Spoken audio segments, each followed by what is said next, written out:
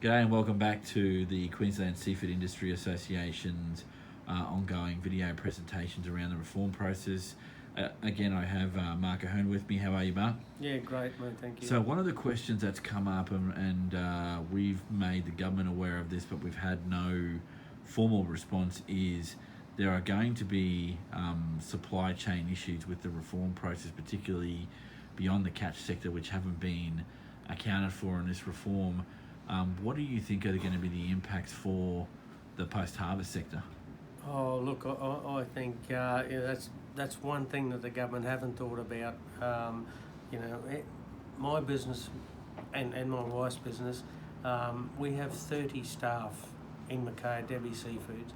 And my dream, I guess, was of starting Debbie Seafood was to hand on a business to my daughter and son-in-law that would have a future. And just at the moment, with the way we're going, it's very, very hard for me to see a future for them and the 30 staff that we do employ, for us to go forward for them. It's just the way we're going.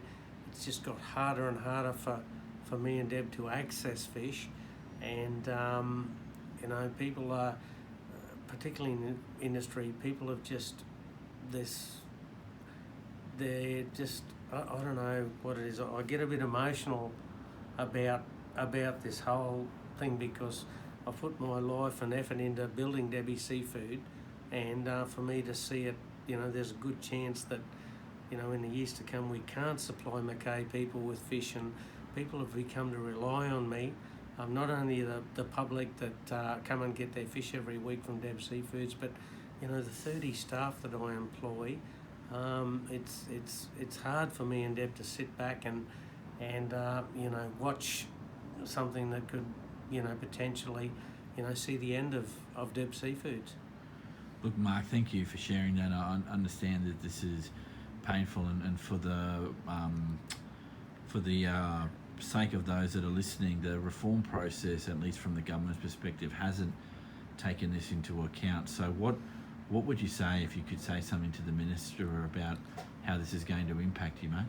Oh, mate, just think about the 3 or 4 million people who don't fish, and who rely on seafood outlets like ours to supply fresh, healthy seafood. And food is a huge thing for people. We just need it. We need fresh local seafood to go out to the public, and that's what we do. Don't stop us doing that.